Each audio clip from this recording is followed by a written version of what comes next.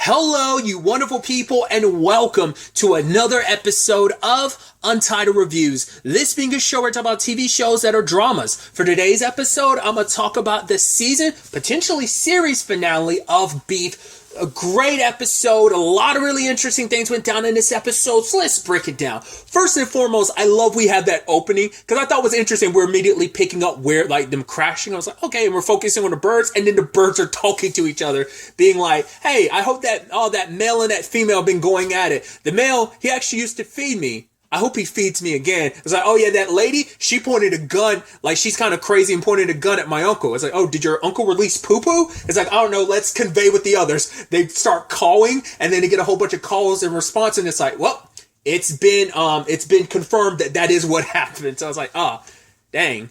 Well, it's kind of almost like, oh, that sucks, but I hope this, like, war or whatever comes to an end. So none of my theories necessarily went down. None of my theories ended up panning out. It turns out like, oh, Danny and Amy are still alive, but are they going to try and kill each other? Who knows?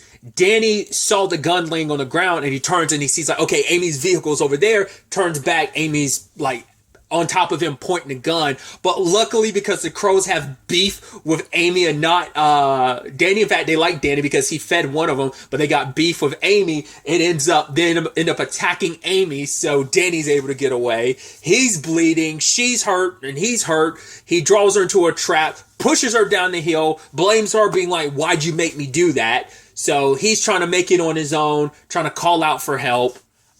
He actually sent out a text to Paul, like, hey, are you okay? And it ultimately ended up going through, but Amy tried to use her cell phone, like, because her ankle's twisted. She's trying to, like, contact George, but the text didn't go through. I was like, oh, that's interesting. His went through, but yours didn't. But immediately, he probably lost reception. He probably got, like, a single bar in that moment. So she's trying to, like, find her way, asking for her. She hears him, he hears her, and they're screaming at each other across from big rocks away from each other. This is your fault. No, it's your fault. Because of you, I'm losing my husband and my child. He's like, well, because of you, my brother's dead. It's like, wait, Paul's dead? It's like, at the end of the day, regardless of it all, Amy does care about Paul. Like, there was something nice and genuine that was kind of built between them. So it's like, wait, is he dead? And Danny's like, I don't know. He was climbing on the fence. I didn't see anything, but I heard the gunshot. So, well, did you see him at the ambulance? He's like, I don't know. She's like, then you don't know for sure that he's dead. So, it's like, and I love this. Like, all right, we'll help each other. It's like, well, how do I know you won't shoot me? How do I know you don't have the gun? She's like, if I had it right now, I'd be shooting you, you moron. He's like, okay, I'm gonna leave you here. She's like, what? He's like, you talk nice. You say nice words. And it's like, yeah, this unlikely pair, these enemies, this nemesis, these arch enemies are drawn together and having to work together. And even in this moment where it's like, do or die, they have to survive, they're still being dicks to each other. It's kind of sweet. He's carrying her. To be fair, it's the only way she'll point him in the right direction. He offers the Skittles, which is actually kind of sweet because, that's like he had offered those to June and everything. So that was kind of, but also that's kind of a thing between him and his brother too. Like, that whole bit about like, oh yeah, like Skittles and then you throwing up and like seeing the rainbows and stuff. But he doesn't share them with her. He just eats them himself. So she ends up hitting him, and the gun is found. They struggle over it. She breaks his arm, and it's like, yeah, your brother actually is the one that taught me that move, which is ironic that she would use that to kind of hurt him. Now it's like, cool, I can't carry you now, so we're both screwed. You can't walk, and I can't carry you, so what are we going to do? She's like, all right, go in that direction and get some, like, berries or something. Look for this, look for that. Brings back some berries. She ate some, he ate some, and then they both proceed to start throwing up immediately because they were poisonous. And I love that they started tripping balls afterwards. It's so interesting that this episode is there's like beauty in it, and it's like so trippy. It's very existential because for the first time, both of them are kind of open with each other in a way that they've never been open with anyone else. Because Danny even admits, it's like, because it was a whole back and forth of like, right, why'd you honk at me? And he's like, because she's like, oh, dehydration, like living days without water, that's not true. She's like, 19 hours. He's like, dude, I've slept for 19 hours. She's like, why would you be sleeping for 19 hours? He's like, it was a bad day. But yeah, like he opened up like, yeah, the day you honked at me, I was trying to return some hibachi grills that I was trying to use to kill myself. And she's like, oh.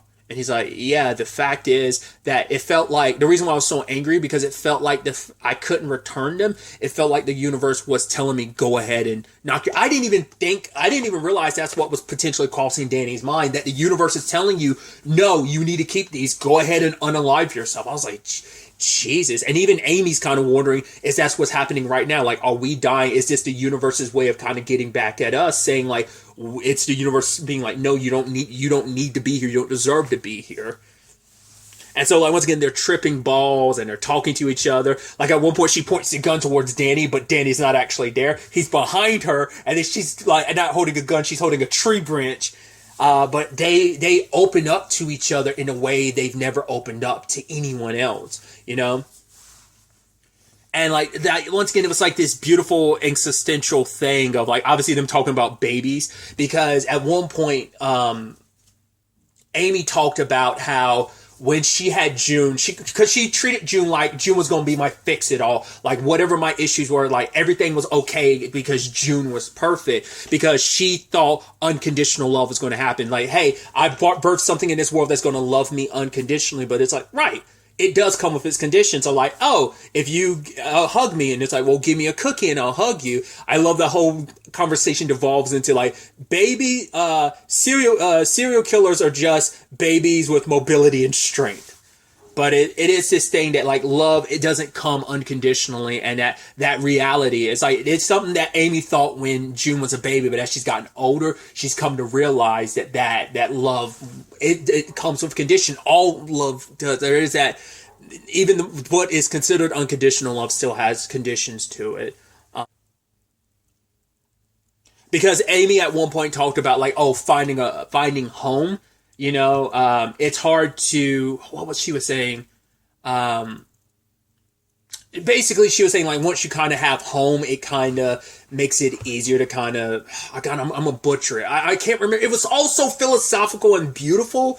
And even at one point, like, Danny was like, hey, like, you know, June and, George are home, right? And she's like, they haven't felt like home in a long time. She hated George's art. She always wanted to like destroy it and break it, but she never had the heart to tell him it was garbage because she likes him. She loves him and cares to. They never wanted to hurt his feelings. But it's like, yeah, that type of thing. Like you have to kind of be honest and open with those type of people. Like, aren't those the people isn't that the type of person, your husband, the person you love? Shouldn't that be the person you are open and honest with, you know? They also had that existential conversation about porn, about basically because, like, oh, like our generation, like when we were teenagers, like that's when like the internet became like a thing, like at its, like when at the birth of the internet, then like by the time we moved out, or it's when the Ethernets became a thing, and we had, you know, you had to kind of go out there and find your own porn, but now it's like you had a cornucopia of porn. Even Amy being like, yeah, uncharted territories we never got to explore, you know, when the internet was kind of first birth, whereas everyone else kind of got to really enjoy it. Kind of that, man, being born in the 80s sucked, you know, secondhand smoke and all this fast food and things that are terrible for you. But yeah, he was making an analog about how, oh, like, what if our generation watched a porn and eventually porn became real life? Which there is a parallel there, and even Amy kind of talked about it. It's like, because so many people take their sexual knowledge from porn, they think porn is real life. It's like, no, it is a fantasy. It's meant to be a sexual fantasy. It's not meant to be your entire antithesis of what sex is supposed to be in real life, because porn is fake, you know? And that's kind of what they were getting at, where Amy was like, yeah, like, basically, because of porn, like, there are going to be kids who grow up kind of like, you know, that's why choking is so mainstream. And Danny's like, whoa, it is? It's like, yeah, that's what kids are into now. He's like, that's crazy. He's like, is that what my brother was into? She's like, yeah, I mean, he was like really rough, but in the best possible. He's like, you know what, never mind. I don't want to know. I don't want to hear any more of this, you know? And he'd opened up about this, Danny opened up about this experience when he was like 12 or 13. And at this moment, like, Danny and Amy are like talking at the same time, because it's like, because Amy's like, wait, I thought that happened to me. Like, no, it's like, who am I? And Danny is saying like, I'm Amy, and he's like, I'm Dan, and she's like, I'm Danny, you're Amy. He's like, right, you're Danny and I'm Amy. And I think they actually were but it's like because their minds are so warped and everything, they put each other on each. It's to like it's probably a situation of when it looks like Danny's talking, it's actually Amy talking, but it just looks like Danny's the one that's talking. And because when they wake up, they're still in the same. When they passed out and woke up, they were still in the same positions. But or it could have been a thing of no, where Danny was sitting, Amy was there, and then like maybe during their like tripping balls phase, they switched places again. You know, it could be either or. But he had told this story of like his mom had hit him for something because he had opened up about like, yeah, his dad used to beat him. And it's like, that was a whole conversation too about like, what if we are, you know, we absorb nutrients and then we piss and poop out everything else. But what if that's what we're doing to the next generation? We're just pissing and pooping out our bullshit and passing it on to the kids, you know? That was always Amy's biggest concern. And so for Danny to kind of say that and bring up that point was kind of interesting. But anyway, circling back, and he was upset because his mom hit him for something, and he walked in, and Paul was having a great dream and smiling and all honky-dory, and it pissed Danny off, so he wanted to take a mechanical pencil and stab him in the eye. The only reason why he stopped is because a guest at the motel saw him, so that's the only reason why he stopped, so... They also went into the same conversation I've been having this entire season about, you know, they both having this void inside of themselves. And it's a conversation they had brought up previously. I think Danny specifically has said this. He's like, you have this feeling in your chest, but it feels like the ground, but you can't kind of get rid of it. Like I think he had talked about that, like having like the ground in your chest or whatever. And they kind of revisited that conversation, but also having the conversation I've been having about this show the entire time is that both of them have a void inside of themselves, because now they're like, oh, why are we so messed up? And then it's like, maybe other people don't have to, like, other people like this? Are normal people like this? Or are we just an exception because we're effed up? Or is it that normal people are effed up people? They're fucked up people too, but they're just delusional fucked up people, so they just appear normal, whereas we're just accepting how fucked up we are. We just are who we are, whereas everyone else kind of puts up a farce or is delusional enough not to recognize how fucked up they are. I just thought that was, once again, it's super existential and stuff. Them talking about the fact that they can see each other's lives is such a beautiful thing. Because obviously she was talking about Danny. She's like, because they had the conversation about like, right, Paul and June, like anyone ever just wants to be seen. But Amy's like, not me. I do everything I can to hide who I am because I don't want people to see who I really am, because she's afraid that the moment people see that side of herself, the more ugly side of herself, people won't love her anymore. I get that. Like, I think that's a very human thing to feel, that we put on these different masks to mask who we really are, just because it's easier to pretend to be somebody else, or at least lean, you know, because we all are made up of facets of many different things. We are not just one thing. We are multiple, you know, masks are kind of being worn that represents the different aspects of our psyche. And the fact is, I think, you know, sometimes we display one mask more than we do another, just depending on who we're around, just to kind of hide who we really are. Because we don't want to show everyone our, like rather than showing all the mask at once, you know, showing people who you really are, you only show a fraction. Like, you show this mask when you're around your family, or this mask around your friends, rather than showing them all of who you are. And so Amy's kind of in that boat. And so she doesn't want people to see who she is. And then Danny's on the other side of things, where it's like, he feels so alone, you know? He just wants to be seen. Yeah, he kind of lashes out at the people around him, but yeah, he just wants to be seen. And I thought that was just like a beautiful moment that they had together. It's like they see so much in themselves, and then they see so much in each other, and they're just kind of sad that it's like, right, we should have done this sooner, like found someone to talk to, but we wasted so much time. And it's like, here we are dying. This is the end. It's like, we might be dying, but at least before we died, we got to do it once. I open up, because I think even Amy said, like, she never really talked to someone like this before. It's a point I brought up early on. I brought up early on in the season and repeated a couple times. These two would have hit it off so well if it wasn't for the road rage shit. But it's ironic. These two would have never crossed paths if it wasn't for the road rage shit. If it hadn't been all the terrible shit that's happened over the course of the show, leading them to where they are now at the very end, then, that's why we're able to get to this moment. Because if not, they never would have crossed paths. If their situations hadn't played out the way they did, they would have just gone their separate ways and never found each other. And that's what I almost wondered too. Like, I was like, will they get together by the end? Because there's so much there. They complement and complete each other in a very interesting way. And so they thought they were dead, but ultimately they both wake up. And it's like, hey, we're still alive. Hey, like, let's go. Hey, I hear some cars. We must be near a highway or something. Yeah, but let's not go too quickly, like, because there's a whole bunch of shit we have to deal with when we get back. It's like, yeah, let's not go too fast. They find some houses, and they're like, man, it's like, because you get so wrapped up in life, you kind of forget how beautiful California is. It's like, yeah, I know. And obviously, they get a whole bunch of messages from everyone being like, oh my God, what's going on? Like, I think Paul was like, oh, I'm blocking you. But for him, it's like, no, oh God, I'm happy.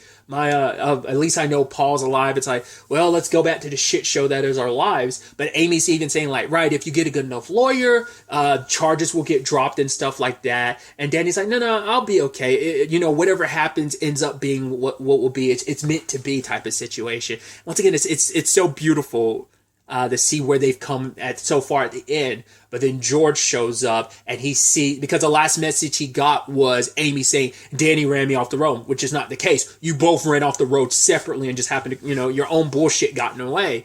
But George thought like, oh my God, this psychopath Danny, and he ends up pulling the trigger. Whereas like Amy had an opportunity and never shot Danny, ultimately ended up being George, who was kind of against the gun thing in the first place. That's the beautiful irony. Amy, who was all about the gun, didn't shoot Danny, but the person who he ended up picking up the gun like back in episode 8, but now it's like he's the one ended up shooting Danny, and now Danny's at the hospital, and you see Amy sitting beside him because she's thinking back to that day. It's like she had an opportunity to do something different, because I think even she recognizes now, she's like, yes, Danny shouldn't have taken things as far as he did, but I did instigate things, because she thinks back to that moment. She's like, she paused for a second and then she flipped him off. I think that's why she feels bad, because it's like, I kind of set this all in motion, me, because she looks at herself as kind of like, once again, the broken person, and she looks at Danny and she just feels so bad, because it's like, I'm kind of the reason why this all played out. Like, yes, it was both of them, but I think in that moment, Amy's blaming herself for this, because she actually feels bad, because she actually started to care about Danny, and it's like,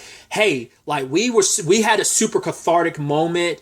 And it's also like, this is a byproduct of me texting George that, and I didn't think he'd rush here, find me, and pull a gun on Danny and shoot him, because he misconstrued that situation, because Danny was actually helping her sit down so she could rest, and so she feels so guilty about it. And then like, beautiful moment of her crawling in bed with him. I'm like, dude, are we really going to end this like this? Like, is he going to stay in a coma? Will he eventually die or something? I was like, I thought you guys would end up together. And then it just shows time rapidly passing.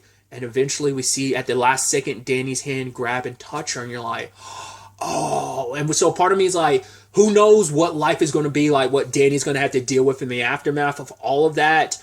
And maybe Amy will help him out, and maybe they'd even become a couple where George and June stand. I mean, George did shoot Danny, but, he could, a good enough lawyer could spin that where he thought his wife was in danger, especially with all the Danny stuff. But now, like, Amy has a soft spot for Danny, but he's okay. So what's going to happen between him and Paul? Will they be able to repair things? I mean, Isaac and him are completely screwed, because Isaac's going to always blame you. He kind of got himself in that situation, but it's also the fallout of your situation. Esther kind of thought you were ignoring her because you didn't pick up all of episode 8 when she was trying to contact you in the aftermath of everything. So who knows where things would go from there. And that kind of leads us into the conversation of, is this a season finale or is this a series finale? It's unclear at this point. Netflix hasn't decided. Yes, there's a whole conversation about the David Cho situation. I don't know how to feel about it. Like, I don't know the full context of it. He said some stuff on the podcast. I think he was just saying stuff just to say stuff, but, whatever, like, that could still have a negative effect on the show. That type of stuff does. So I'm not defending anything he says, because I don't know. Like, once again, I don't have the full context to really fully comment, but I know that's a conversation around the show at the time of me recording it. So, at the time of recording this too, the show is, at least here in the US, it's still like in the 8th spot in the top 10. So the show's still doing really well, but the creator of the show, did say this was like a one and done. Like, it was meant to be a beginning and end. So it is the end of Danny and Amy's story. So if there was a season 2, most likely it wouldn't follow Danny and Amy. It'd be someone else's story. So it'd probably be like this could continue, but it'd be more like an anthology series. And it might be one of those anthology series where certain story, like you don't follow Amy and Danny, but like some of the Amy and Danny stuff could be in the background. Like you catch up like, oh, maybe Amy and Danny are actually together now or something like that. Or maybe they make small appearances in the season 2 if there is one. There still hasn't been any decisions made. The show's been out for, 2 or 3 weeks now, I think, at the time of recording this. Because like this should be going up today at the time of me recording this. So I've just been very sporadic with like my viewing of the show. It's just other stuff in life has gotten in the way. But either way, so I'm perfectly fine with them not making, because if they, like I said, if they did a season 2, they could continue it. But I'm like, the story they needed to tell has been told, and there is no reason to, like, it wouldn't have the same feel to it if you continued this story because they've resolved everything. Like, it's one of those things that, like, man, you'd want the aftermath of everything, but it's one of those stories where it's like, leave it up to your imagination. Like, not everything needs to be answered. It had its own conclusion. To see where Amy and Danny were at the beginning, and like the slew of choices and everything that led them to where they are right now. Like I said, I think something beautiful comes out. Now, whether they got together, or whether they just built a friendship, because there's a point I brought up previously in maybe episode 8 or 9, is the fact is Danny and Amy don't really have friends. They have people in their lives, that were contacting them at the end there. Like, oh my God, did you see the news? Yada, yada, so on and so forth, blah, blah, blah. But it's like, they really connected with each other in a way they haven't connected with anyone else. And I think they could help fill those voids in each other. Once again, complement and complete each other in a very interesting way. That's what I'd like to believe would be the aftermath of it. I'd also think it'd be really cute if they actually ended up together, because I'm sure George is going through with the divorce situation. But I'd like to believe that, Amy still has June in her life, and Danny and Amy are fucked up in their own regards, but they can be fucked up together and find a way to potentially heal. It's not the same, but I put it in a similar boat, not the same, but a similar boat as James and Allison from The End of the Effing World. I said Allison, it's Alyssa. Okay, I had to correct myself on that. It's James and Alyssa. Sorry. But yeah, if you're familiar with The End of the Effing World, kind of in that same parallel, how that relationship is super effed up, but there's like some kind of beauty in it, how effed up it is. And them these two effed up people finding their way to each other, like it's kind of a similar thing. So, like I said, if they decide to do a season 2, I'd 100% think it'd be an anthology, and I'd be fine with that. But I'm also fine with they decide, like, hey, this is the end, like, there's no more, we're not going to do a season 2. I'm perfectly content with this just being... Once again, the show is super successful, so Netflix is probably going to be like, do you want to do a season 2? It always comes down to the creator to be like, nah, I don't want to do another season. It's like, hey, when you get the opportunity and you feel like, hey, I do feel like there is another story in me that I want to tell in this regard. So, like I said, it just won't be a Danny and Amy story, because even the creator, I think, specifically said, this is the end of Danny and Amy's story, like, for what we get to experience at the very least. So, once again, you can work it through your head about how it all ultimately ended up playing out. But, yeah, a hell of a ride.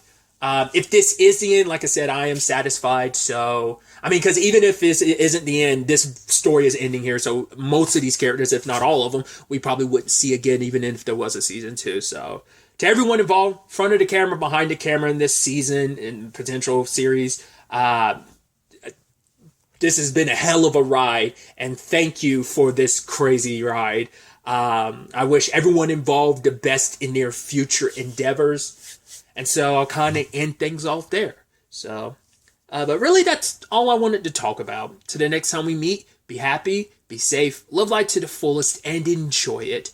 Good day, and goodbye.